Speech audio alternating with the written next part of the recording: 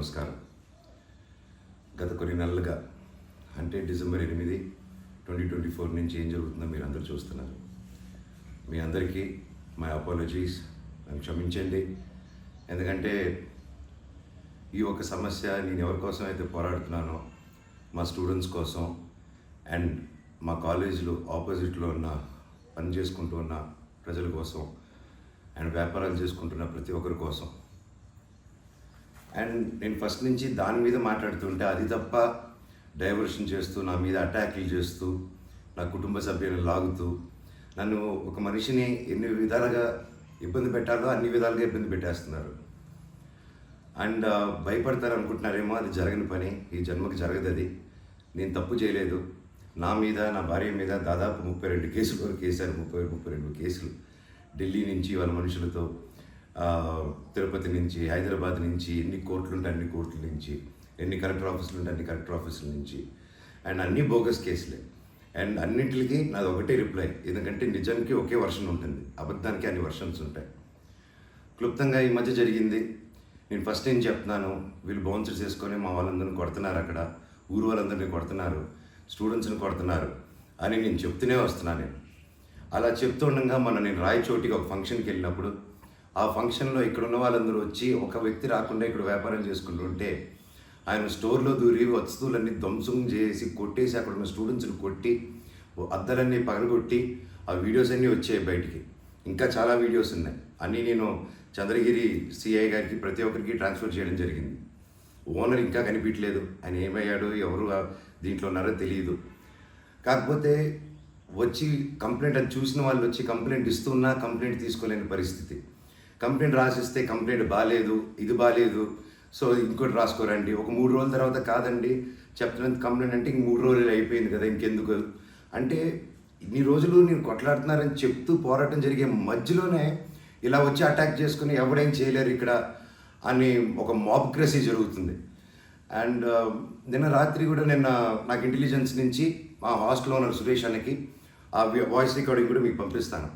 Phone చేసి నేను honourable CM గారి దగ్గర బందోబస్తులో ఉన్నాను, మనోజ్ గారు అక్కడికి వచ్చారా, ఎందుకు వచ్చారు, మీ హాస్టల్ దగ్గరికి వచ్చారా, ఎఫ్ఐ దగ్గర రెస్టారెంట్ దగ్గరికి వచ్చారా, ఏదైనా ప్రోగ్రామ్ చేశారా. నేను ఆ సార్కి చెప్పాను, సార్ ఇఫ్ ఎనీథింగ్ నన్ను అడగండి. నేను ఆ సార్తో ముందు కూడా మాట్లాడాను, మీరు వాళ్ళని ఇబ్బంది పెట్టకండి, ఎనీథింగ్ ఎనీ టైం నాకు ఫోన్ చేయండి అన్నాను. పైగా నిన్న మధ్యాహ్నం 3-4 అలా జరిగింది ఆ ఫోన్ రావడం, నేను ఆ సార్తో మాట్లాడటం. మళ్ళీ నిన్న రాత్రి నేను ఇక్కడ తెలిసిన వాళ్ళ రిసార్ట్లో ఉంటే, ఇప్పుడు దాదాపు ఒక 15-20 ఇల్లు ఉంటాయి ఇక్కడ.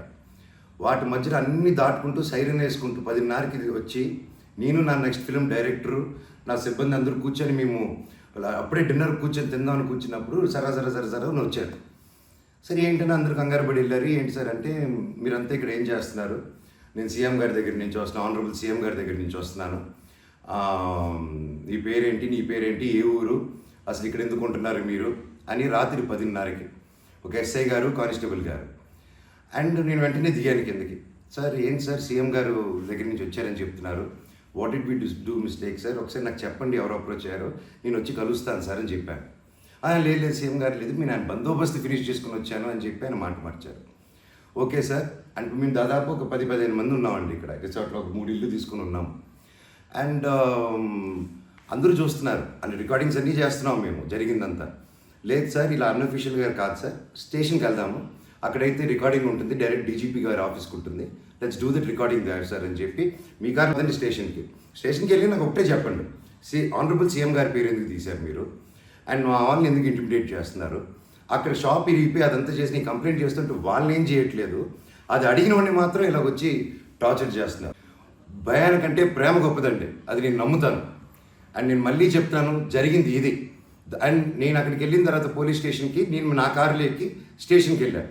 వెనకెళ్ళి ఎస్ఐ గారు వస్తున్నారు. స్టేషన్ లోపల ఆగి వెళ్ళిన తర్వాత ఎస్ఐ గారు 500 మీటర్ల దూరంలో ఆగారు. ఆగిన తర్వాత మా వాళ్ళు వెళ్ళి సార్ వెయిట్ చేస్తున్నారు, రండి ఎందుకు వస్తున్నానని కారు తీసి ఆయన వెళ్ళిపోయాడు, ఆయన కానిస్టేబుల్ గారు. నేను లోపలికి వెళ్ళి హెడ్ గారు ఉన్నారు, ఇంకో కానిస్టేబుల్ గారు ఉన్నారు. అయ్యా కెమెరా ముందు మాట్లాడదామని చెప్పి, అయ్యా ఇలా వచ్చి నన్ను డిస్టర్బ్ చేశారు, ఎందుకు చేశారంటే ఎస్ఐకి ఫోన్ చేసి నేను తీయట్లేదు సార్ అంటే స్పీకర్ పెట్టండి అన్నాను, అన్నీ రికార్డ్ చేశారు. అండ్ అఫీషియల్ ఆ కెమెరా ముందే మాట్లాడుకున్నాం. దయచేసి పోలీస్ స్టేషన్లో జరిగిన రికార్డింగ్స్ కుదిరితే చూడండి, మీరు తెప్పించుకొని ఏం జరిగిందో. ఇదండి జరిగింది. అండ్ ఎస్ఐ గారు రాలేదు, ఎవరు రాలేదు, నేను ఎక్కడే వెయిట్ చేస్తున్నాను. ఈలోగా సిఐ గారు ఫోన్ చేస్తే నాకు మెసేజ్ పెట్టండి సార్, మా వాళ్ళకి నేను ఇక్కడ నన్నే ఇంత ఇంటిమిడేట్ చేసి నన్ను ఇలా తొక్కాలని చూస్తూ ఉంటే ఇంకా మిగతా వాళ్ళందరినీ ఏం చేస్తారు సార్ మీరు, నేను ఊరి దాటాక వాళ్ళని ఏం చేస్తారు సార్, వాళ్ళకి ఏం ప్రొటెక్షన్ ఉంది అని చెప్పి అనడం జరిగింది.